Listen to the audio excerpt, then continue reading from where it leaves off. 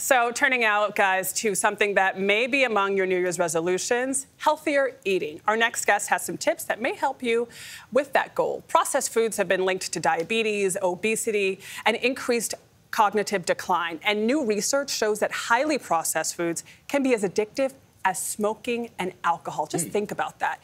Keri Glassman is a nutritionist and dietitian. Keri, good morning. Thanks for joining us.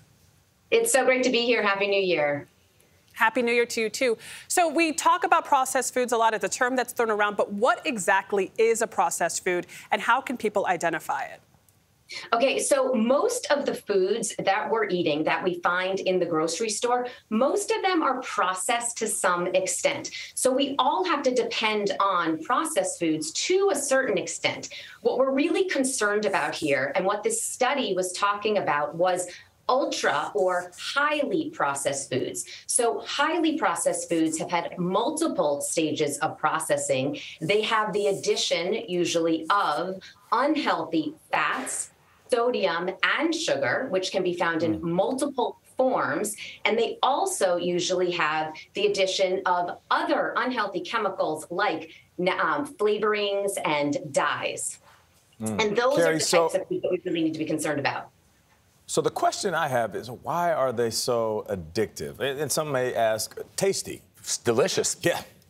Right. Well, food manufacturers are smart, and they actually engineer these foods to be highly palatable, to make us want to eat more.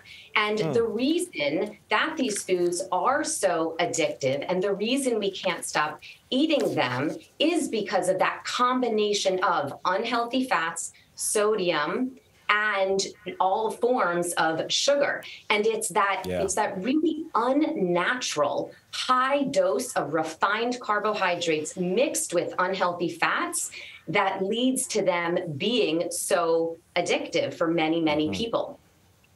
The other thing, Keri, though, is, and you want people to break the habit of eating these processed foods, but oftentimes people don't have a choice. If you live in an area of the country where you don't have access to fresh produce or fresh groceries, it becomes really, really hard to implement some of these steps. So what can people do who are looking to break those habits? You're absolutely right. It is really difficult, which is why, by the way, it is important to be even just aware of this information so you know that foods are made to do this to us, so we can at least be aware. Then what I always like to tell people to do is to be aware of your triggers and find some controls for those triggers. So if you know that you have the habit of coming home every night and then you go right to your kitchen and you grab that bag of chips, change that behavior. And I'm not saying it's easy, but becoming aware of your triggers, you can change that behavior. Maybe you go directly to your bedroom and you change your clothes first. Then you can come up with some substitutes. Things like, instead of those chips, maybe on the weekend you prepare some sliced sweet potatoes and you bake them and you add your own little bit of salt instead of having those bags of chips. And then when you're out, because you're right, it is hard when you're out. So what I always tell people to do is be really intentional with your choices. So when you're home, go for those whole real foods as much as possible so that when you're out and you do need to make a choice on the run, you still want to make the best choice possible. And there are some better choices now. Even some drugstores have yogurts and have pieces of fruit. So make the best choice you can when you're out and be intentional with your choices when you're home, and you can do better. So, Keri, I have a 1-year-old, and I'm trying to teach her good eating habits. She's obsessed with bread. She's always asking for bread, pan in Espanol. Yeah, she goes, pa, to get pan bread. And Vlad, I know you're going to be thinking about this too. What is your advice for parents trying to build good eating habits for their kids, especially when there's so much other stuff around that they would really enjoy eating?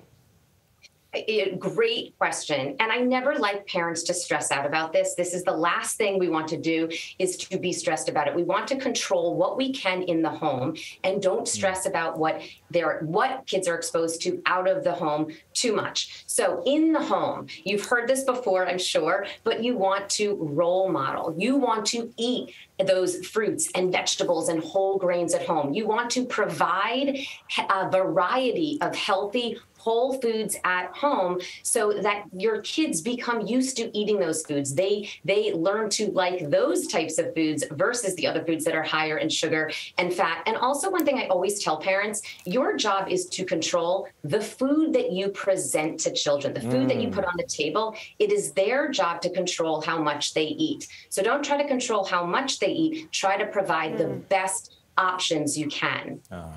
That is tough, Adriana. In the words of Liam Neeson in Taken, good luck. Keri Glassman, thank you so much. We appreciate you.